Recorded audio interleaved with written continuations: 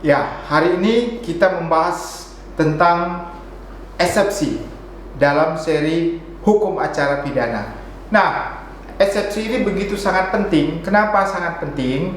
Karena dari sisi terdakwa dan penasihat hukum, ini adalah permulaan dari suatu rangkaian persidangan di pengadilan negeri untuk menyatakan bahwasannya kedudukan daripada terdakwa ini memiliki hak untuk tidak dituntut. Kenapa? Karena beberapa hal, yaitu terkait dengan cacat formil dan cacat material dari surat dakwaan yang diajukan oleh jaksa penuntut umum.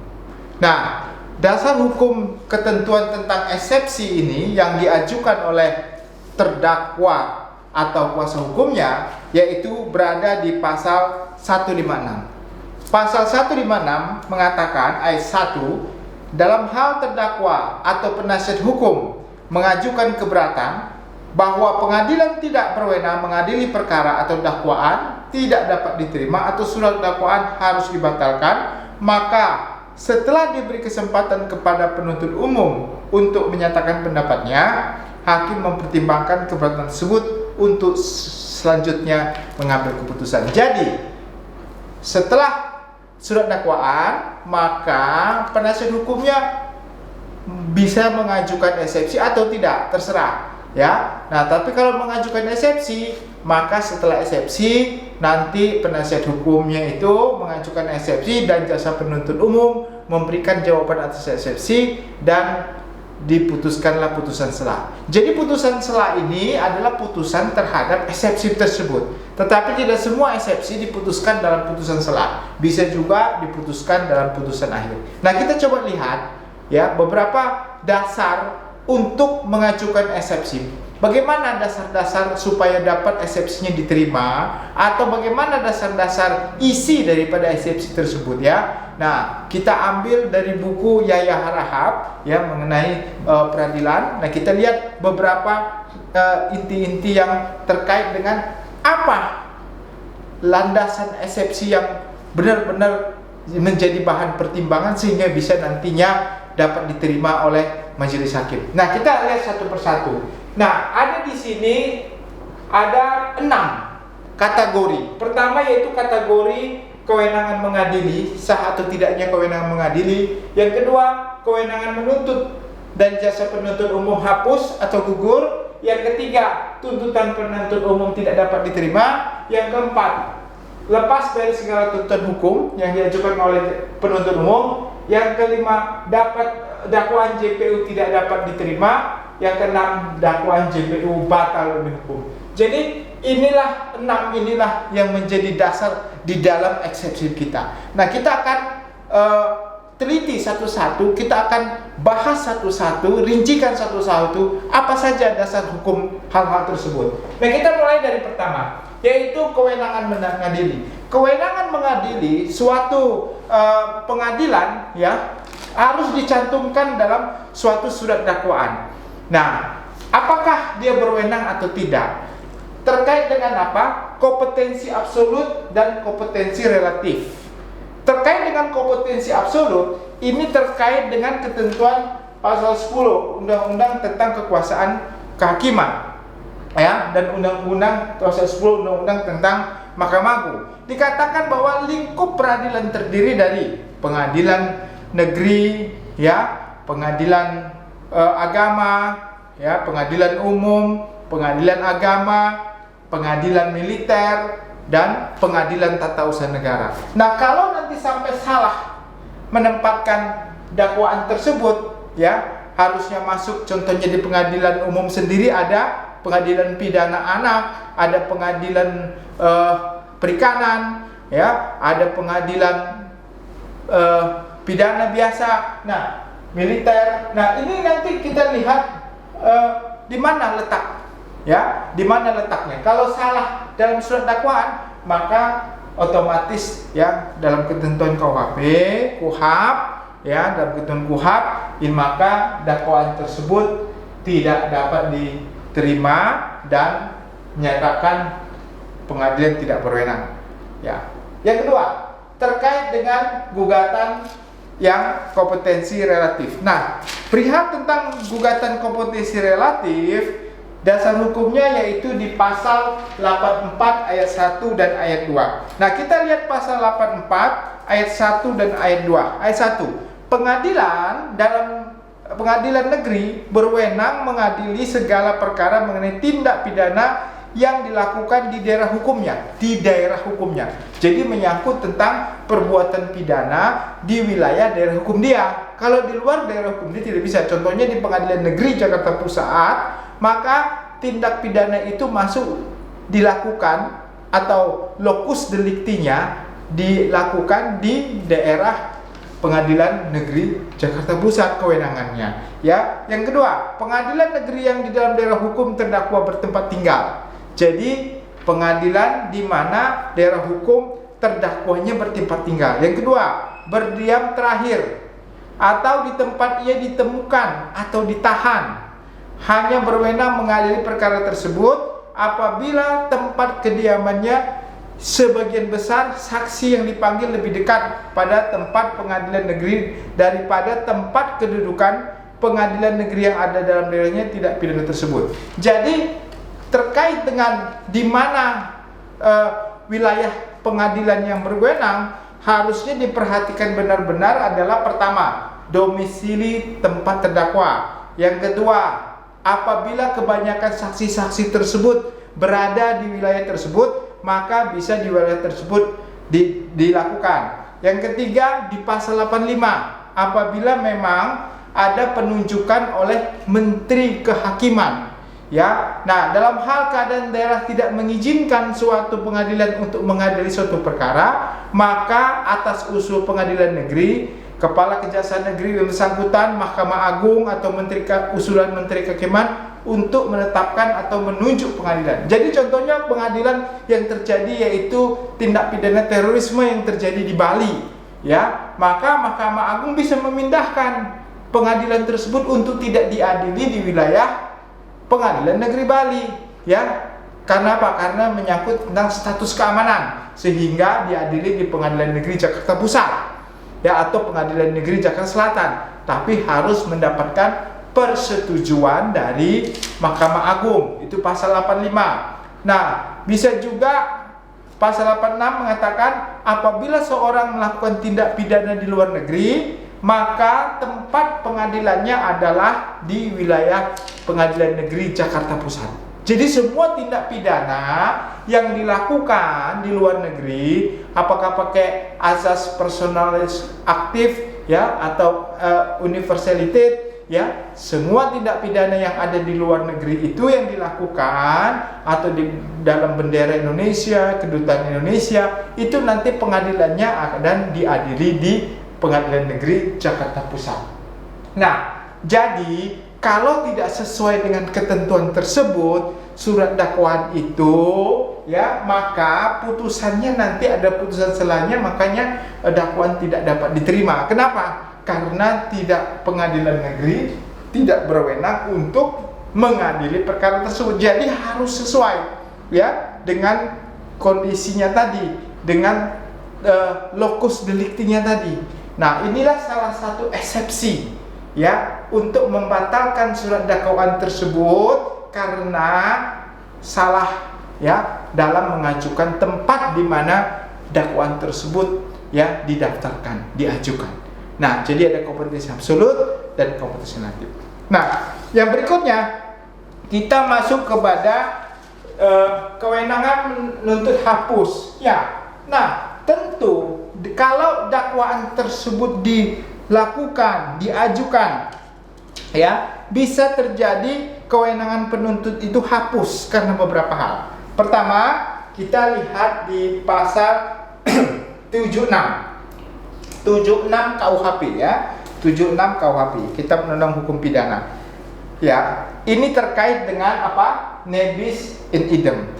Kecuali dalam hal putusan hakim masih mungkin diulangi, orang tidak boleh dituntut dua kali, ya, karena perbuatan oleh yang hakim terhadap dirinya diadili dengan putusan yang tetap. Nah, jadi kalau ada suatu perbuatan pidana yang sudah pernah diputus, ya, atau sedang diadili, ya, tidak boleh diadili lagi, ya, atau tidak boleh diadili lagi. Kenapa? Karena konsep exceptio judicatae. Ya, artinya apa? Artinya di sini adalah nebis and idem. Ya, jadi tidak boleh orang dituntut 2 kali untuk perbuatan yang sama. Nah, ini menjadi dasar, ya, untuk mengajukan eksepsi. Yang kedua, yaitu pasal 78. Terkait dengan apa? Daluarsa. Daluarsa apa? Daluarsa terkait penuntutan, ya. Tuntutan hapus karena daluarsa jika terhadap pelanggaran atau kejahatan dengan percetakan sesudah 1 tahun. Mengenai kejahatan diancam dengan denda atau pidana denda kurungan atau pidana penjara paling lama 3 tahun sesudah 6 tahun. Tindak pidana yang lebih dari 3 tahun, ya, tadi yang kurang dari 3 tahun 6 tahun, yang lebih dari 3 tahun setelah 12 tahun. Kalau hukumannya hukuman mati atau pidana penjara seumur hidup sesudah 12 tahun, ya. Nah, kalau kita lihat, ya, kita lihat tentang exceptio in temporis. Temporis itu tempus, ya, artinya waktu melakukan suatu perbuatan pidana. Orang itu tidak bisa lagi dituntut, ya, kalau sudah melampaui waktu. Jadi nanti dilihat kapan tuntutan itu dimasukkan, kapan perbuatan pidana itu dilakukan. Kalau sudah lewat waktu exceptio in temporis, ya, maka orang tersebut tidak dapat lagi dimintakan pertanggungjawaban hukum. Akhirnya, ya, kewenangan menuntut itu hapus, gugur secara otomatis demi hukum, ya, hapus dan gugur demi hukum. Kenapa?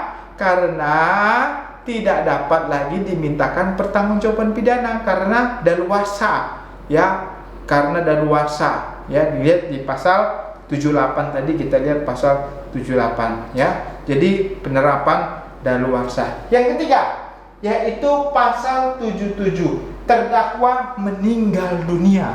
Ya, mungkin pada saat dia dilakukan penyidikan dan sebelum pelimpahan orangnya masih sehat, tetapi waktu masuk ke dalam penuntutan, ya, dalam peradilan, orangnya meninggal. Nah, bagaimana keadaan orang yang sudah meninggal ini? Nah, ini menyangkut tentang pertanggungjawaban pidana atau yang disebut sebagai crime liability. Orang tidak bisa dimintakan pertanggungjawaban pidana kalau dia sudah meninggal, ya. Karena apa? Karena pertanggungjawaban pidana itu tidak bisa dialihkan kepada ahli waris, ya, atau kepada orang lain, ya. Jadi tidak bisa diturunkan, tidak bisa didelegasikan, ya. Jadi karena orang itu meninggal, maka hak dan kewenangan JPU untuk menuntut itu hapus, ya. Karena apa? Karena meninggalnya terdakwa. Jadi kalau dia meninggal, maka otomatis, ya, kewenangan menuntut itu hapus, ya. Jadi inilah kewenangan menuntut hapus atau gugur karena pertama nebis and idem yang disebut sebagai exceptio judicatae. Yang kedua karena daluarsa atau disebut exceptio in temporis, ya, pasal 78. Dan yang ketiga adalah karena terdakwa telah meninggal dunia. Nah, ini yang disebut sebagai gugurnya, ya, gugurnya atau hapusnya. Yang ketiga, kita lihat eksepsi terkait tuntutan penuntut umum tidak dapat diterima. Kenapa tidak dapat diterima? Karena tidak memenuhi standar penyidikan, tidak memenuhi syarat, ya. Dalam proses penyidikan tidak memenuhi syarat. Kita lihat di pasal 56, ya. Pasal 56, dalam hal tersangka atau terdakwa didakwa melakukan tindak pidana yang diancaman pidananya mati atau pidana 15 tahun atau bagi mereka yang mampu diancam dengan pidana 5, yang tidak mampu diancam dengan pidana 5 tahun harus memiliki penasihat hukum. Jadi kalau dalam penyidikan, ya, tidak ada penasihat hukum, padahal sesuai dengan ketentuan pasal 56 dia harus didampingi oleh penasihat hukum. Sampai di pengadilan juga ditemukan waktu dilakukan pemeriksaan dia tidak didampingi penasihat hukum. Maka itu masuk kategori penyidikan tidak memenuhi syarat. Kalau tidak memenuhi syarat, maka tidak dapat diterima. Jadi bisa dilakukan eksepsi, ya.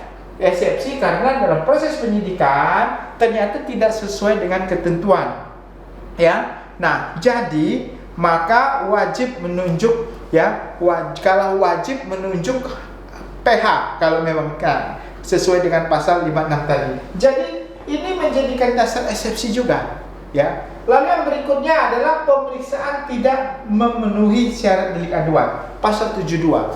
Nah, pasal 72 di sini mengatakan bahwa kalau dia, ya, nah, selama orang yang terkena kejahatan yang hanya boleh tuntut atas pengaduan, maka orang itu yang belum cukup umurnya 16 tahun, belum dewasa, berada di bawah pengampuan, ya, atau walinya diadukan, maka penuntut dilakukan oleh pengaduan wali, dan tindak pidana tertentu, ya, kejahatan-kejahatan pidana tertentu yang atas pemidanaan itu atau pemeriksaan itu atas pengaduan ternyata tidak ada aduan, ya, maka kalau tidak ada aduan, waktu di dalam surat dakwaan didakwakan dan tidak ada pengadunya atas inisiatif orang lain atau orang lain yang melaporkan tetapi tidak mempunyai kapasitas sebagai orang yang wajib untuk memberikan pengaduan sebagaimana dimaksud pasal 72 sampai 75, maka ini merupakan salah satu bentuk eksepsi juga. Ya, kenapa? Berarti memang dari awal laporan pidana tersebut, pemberitaan tersebut sudah cacat hukum. Kenapa? Karena harusnya itu harus diadukan oleh orang yang berkompeten, tetapi ternyata tidak diadukan. Berarti itu dinyatakan dakwaan tidak dapat diterima karena proses pemeriksaan delik aduan tersebut tidak sesuai dengan prosedur. Ya, ini merupakan salah satu bentuk eksepsi dalam eksepsi, ya, penasihat hukum ataupun nanti terdakwanya, ya. Nah, itu yang ketiga. Sekarang kita masuk yang keempat. Yang keempat adalah lepas dari segala tuntutan hukum. Itu diatur dalam pasal 67, ya. Tuntutan, ya. Jadi 67 mengatakan terdakwa atau penuntut umum berhak untuk minta banding, ya, untuk minta banding, ya, kecuali terhadap putusan bebas lepas dari segala tuntutan hukum yang menyangkut masalah kurang tepatnya penerapan hukum atau putusan pengadilan dengan acara cepat, ya. Jadi terkait dengan putusan lepas, ya, maka putusan lepas dari segala tuntutan hukum tidak bisa dapat dituntut lagi. Nah, kita lihat dakwaan tersebut, ya, tidak dapat lagi diajukan. Kenapa? Karena tidak bisa diajukannya karena sudah putusannya sudah lepas, ya, sesuai dengan pasal 67. Terdakwa atau berhak untuk minta banding terhadap putusan tingkat pertama kecuali terhadap bebas. Jadi kalau dia sudah putusan bebas, tidak bisa lagi mengajukan upaya hukum banding. Nah, itu diatur dalam pasal 67. Nah, kita lihat yang berikutnya itu terkait dengan pasal 191.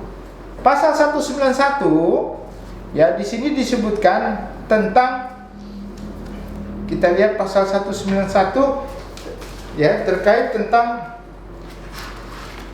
bentar, ya, kita lihat dulu, ya. Jika pengadilan berpendapat bahwa dari hasil pemeriksaan di sidang kesalahan terdakwa atas perbuatan yang didakwa kepadanya tidak terbukti secara sah dan meyakinkan, maka terdakwa diputus bebas. Ya, ini terkait dengan putusan bebas. Jadi putusan lepas dan putusan bebas. Jadi putusan lepas dan putusan bebas yang sudah diputuskannya sama seperti tadi, ya, konteks nebis in idem, ya, maka tidak bisa lagi dimintakan upaya hukum. Nah, kalau bisa dimintakan lagi upaya hukum lalu ada surat dakwaan, maka dia tidak bisa lagi diterima. Nah, tidak bisa lagi diterima. Nah, kita lihat yang berikutnya adalah dakwaan jaksa penuntut umum tidak dapat diterima. Ini juga putusannya adalah tidak dapat terima. Kenapa tidak dapat terima? Ya, alasannya yang pertama adalah exceptio sub judice, ya. exceptio sub judice. Nah, kita lihat exceptio sub judice tidak dapat diterima. Kenapa tidak dapat diterima? Nah, kita lihat terkait dengan exceptio sub judice, yaitu yang didakwa sedang tergantung. Ya, sub judice artinya apa yang didakwakan sekarang itu ada perkara lain yang menggantungkan perkara tersebut harus diputus terlebih dahulu. Ya, jadi putusan pidananya harus di stop dulu. Kenapa? Karena harus menunggu putusan yang lain. Ya, sedang tergantung pemeriksaannya, ya persis sama dengan perkara yang sedang berjalan. Contohnya begini, ada kasus tentang memasuki rumah atau memasuki pekarangan orang lain tanpa hak. Ya, nah kalau ada sengketa, ada memasuki pekarangan orang lain tanpa hak, tiba-tiba di situ ya di dalam hak itu sedang dipersengketakan antara pelapor dan terlapor, maka sulit nantinya akan diperiksa. Sehingga apa? Sehingga harus ditunggu terlebih dahulu putusan perdatanya. Ya, untuk bisa apa? Untuk bisa menentukan siapa sebenarnya pemiliknya. Kalau tidak tahu pemiliknya sedang disengketakan, lalu ada orang masuk tanpa hak, siapa yang tanpa hak sebenarnya? Nah, itulah sehingga tidak boleh didakwakan dan diperiksa. Kenapa? Harus diberhentikan. Itu terkait dengan exceptio sub judice, ya, sub judice atau exceptio letis pedentis, ya. Dikatakan pemeriksaan yang didakwakan kepada terdakwa persis sama, ya, yang sedang berjalan pemeriksaannya di pengadilan negeri lain, ya, yang belum mempunyai kekuatan hukum tetap, ya. Jadi tidak berwenang pengadilan tersebut sebelum adanya putusan eksepsi sub judice tadi, ya. Jadi nanti bisa diajukan kembali. Yang berikutnya adalah exceptio in personam atau error in persona, salah orang. Ya, salah orang, ya, keliru, error, ya, orang yang didakwakan bukan pelaku yang sebenarnya, ya. Jadi nanti penasihat hukum atau terdakwa mengajukan diskualifikasi in personam, ya, diskualifikasi in personam, karena mendakwa orang yang tidak punya hubungan dengan kesalahan atau perbuatan tersebut, ya. Jadi nanti dakwaan ini tidak dapat diterima. Jadi kalau sepanjang dia bisa membuktikan bahwa orang yang dimaksud itu bukan dia, salah, ya, berarti error in personam, maka itu menjadi salah satu eksepsi. Yang berikutnya yaitu keliru dalam sistematika dakwaan subsidiaritas. Nah, dalam dakwaan subsidiaritas ketentuannya adalah dakwaan itu diurut dari dakwaan yang terberat hukumannya sampai yang teringan. Ya, contohnya tadi pasal 340, pasal pembunuhan berencana, lalu pembunuh 338, lalu 355 tentang perencanaan penganiayaan, baru 353. Nah, tapi kalau sampai dibalik contohnya begitu, yang ringan dulu itu mengaburkan dakwaan. Nah, ada beberapa majelis hakim yang menilai ini tidak tepat dalam mengajukan atau dalam membuat surat dakwaan, sehingga dakwaannya kabur, ya. Harusnya kebalik, tapi dakwaannya kabur, malah dibalik, yang ringan dulu baru yang berat. Maka seperti itu merupakan salah satu jenis eksepsi, ya, sehingga nanti bisa menyatakan dakwaan kabur atau obscur libel. Jadi dakwaan kabur karena apa? Karena secara sistematis dia keliru dalam menetapkan sistem dakwaan yang sifatnya subsidiaritas. Ya, keliru, ya. Nanti dakwaan tidak dapat diterima. Lalu keliru dalam bentuk surat dakwaan. Nah, tadi juga keliru dalam bentuk surat dakwaan. Apa yang menyebabkan keliru dalam sistematika pembuat surat dakwaan? Nah, keliru dalam membuat sistematika surat dakwaan terkait dengan apa? Terkait contohnya, terkait dengan dakwaan kumulatif dibikin dakwaan alternatif, ya, atau satu jenis satu perbuatan pidana, ya, dibuat perbuatan berlanjut. Nah, jadi itu keliru, ya. Suatu tindak pidana tertentu tidak ada pasal 55, 56-nya, padahal orang itu bersama-sama melakukan tindak pidana, atau dicantumkan pasal 55, 56-nya, tetapi ya di dakwaannya dakwaan tunggal, orang tersebut tidak ada orang lain selain dia dan tidak pernah ada orang lain melakukan. Nah, ini yang disebut sebagai dakwaan yang keliru bentuk surat dakwaannya. Nah, tapi ini memang tergantung kepada majelis. Kalau majelisnya strict ya, sebenar-benar menerapkan ketentuan dakwaan harus benar, jelas, lengkap dan cermat, maka ini menjadi alasan. Tapi kalau itu cuma dianggap sebagai minus error ya, bisa dianggap tidak bermasalah, ini menjadi masalah. Karena apa? Karena ini merupakan dasar. Ya, kalau salah dalam surat dakwaan, apakah itu karena sistematisnya atau menetapkan subsidiaritas, maka itu sebenarnya ada yang tidak bisa ditoleransi. Ya, karena dakwaan itu harus dibuat secara jelas. Ya, jangan mengaburkan. Ya, nanti pembelaannya juga jadi sulit untuk melakukan pembelaan kalau sebenarnya dakwaannya kabur, begitu ya. Nah, ini merupakan salah satu jenis ya bentuk eksepsi. Nah, yang keenam, terakhir, kita lihat dakwaan JPU batal. Kenapa? Karena surat dakwaan tidak ada tanggal dan tanda tangannya. Nah, ini sangat prinsip ya. Dalam semua surat dakwaan harus ada tanda tangan. Ya, harus ada tanda tangan, harus dibuat sedemikian rupa. Kenapa? Karena itu sangat penting ya. Sangat penting. Apabila tidak ada ditandatangani, maka tidak sesuai dengan ketentuan. Ya, coba kita lihat di pasal 143. Ya, di 143 disebutkan di situ sangat jelas.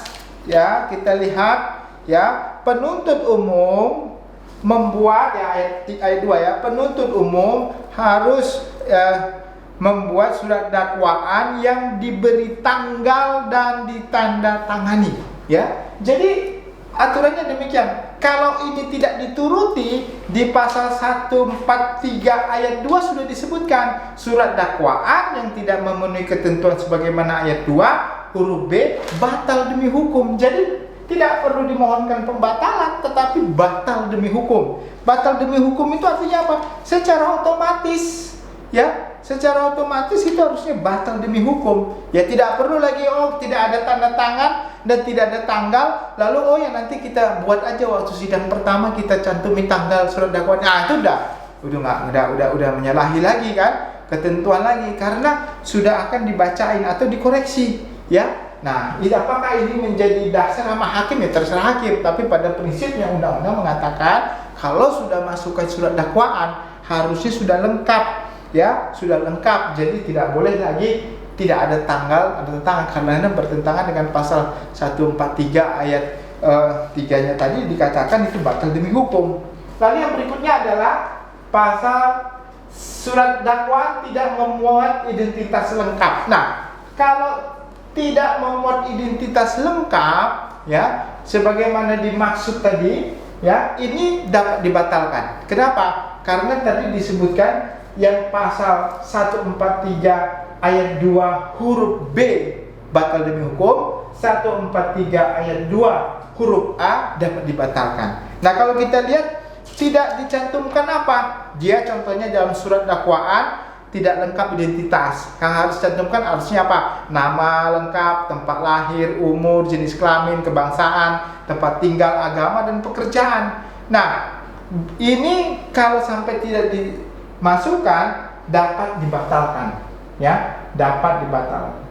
Kalau berikutnya pasal 143 ayat 2 tidak sebut locus tempus delicti ya. Nah, kalau yang terkait dengan tidak sebut locus dan tempus delicti, ini bukan lagi terkait dengan identitas, ini sudah terkait dengan apa?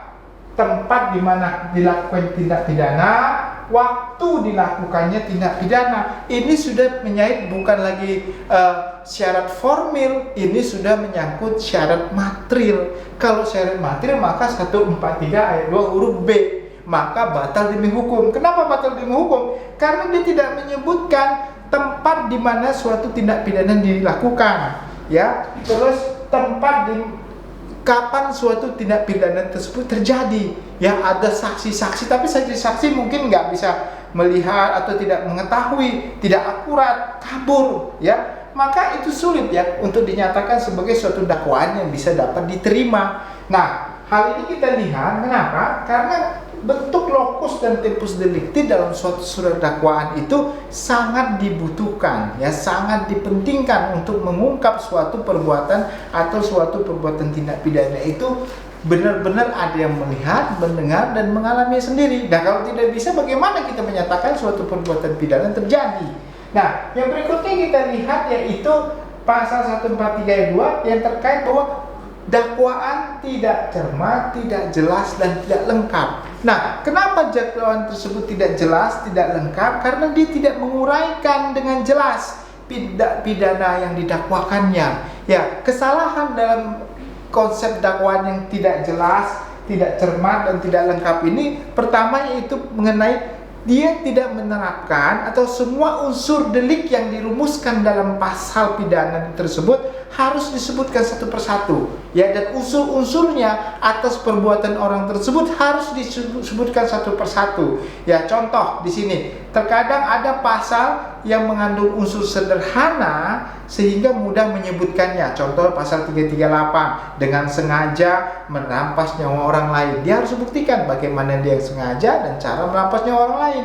Dan tetapi juga ada pasal yang sulit pembuktiannya. Contohnya pasal 339, pembunuhan yang diikuti, disertai, atau didahului oleh suatu perbuatan pidana. Nah, bagaimana bentuk diikuti, disertai, atau didahului? Nah, itu harus dicantumkan dalam surat dakwaan secara cermat, jelas, dan lengkap. Itu yang pertama. Yang kedua, terkait dengan jelas, cermat, dan lengkap itu yaitu menyebutkan dengan cermat dan jelas cara tindak pidana dilakukan. Ya, seperti apa cara tindak pidana dilakukan? Ya, kapan dilakukan, mengenai tindak pidana tersebut, ya, dan bagaimana cara dakwa melakukan, ya, bagaimana orang tersebut melakukan suatu perbuatannya, di mana, siapa yang membantu, siapa yang melakukan, alat apa yang dilakukan, itu harus disebutkan dengan jelas, cermat, dan lengkap. Lalu juga dalam cermat dan jelas lengkap harus disebutkan keadaan yang melekat pada orang tersebut. Ya, bisa jadi perbuatan itu yang dalam surat dakwaan itu harus mengenai tempat yang didakwakan kepada terdakwa, ya, tempusnya, kapannya, terus keadaan orang tersebut. Apakah orang tersebut sebagai pejabat negara, apakah orang tersebut yang bisa dimintakan pertanggungjawaban pidana atau tidak dapat dipertanggungjawabkan pidana, apakah karena pembelaan atau hal-hal lain, ya, yang bisa dapat menyebutkan bahwasannya tidak cermat, tidak jelas. Nah, tapi kalau hal ini tidak bisa dijelaskan dengan baik sesuai dengan uraian tadi, maka secara otomatis syarat material, maka 143 ayat 3 mengatakan batal demi hukum. Nah, jadi kalau kita lihat konteks eksepsi, ya, banyak sekali unsur-unsur yang bisa dilakukan eksepsi terhadap surat dakwaan yang diajukan oleh jaksa penuntut umum. Nah, eksepsi-eksepsi ini semua ya tentu didasari kepada kekuatan kita untuk mendalilkan, ya, fakta-fakta hukum sebagai seorang penasihat hukum atau terdakwa, ya, harus bisa meramu sedemikian rupa sehingga dakwaan tersebut dapat dinyatakan batal demi hukum, atau dakwaan tersebut tidak dapat diterima, atau dakwaan tersebut gugur, ya, atau hapus dakwaannya karena berbagai sebab yang diatur dalam hukum acara pidana maupun KUHP.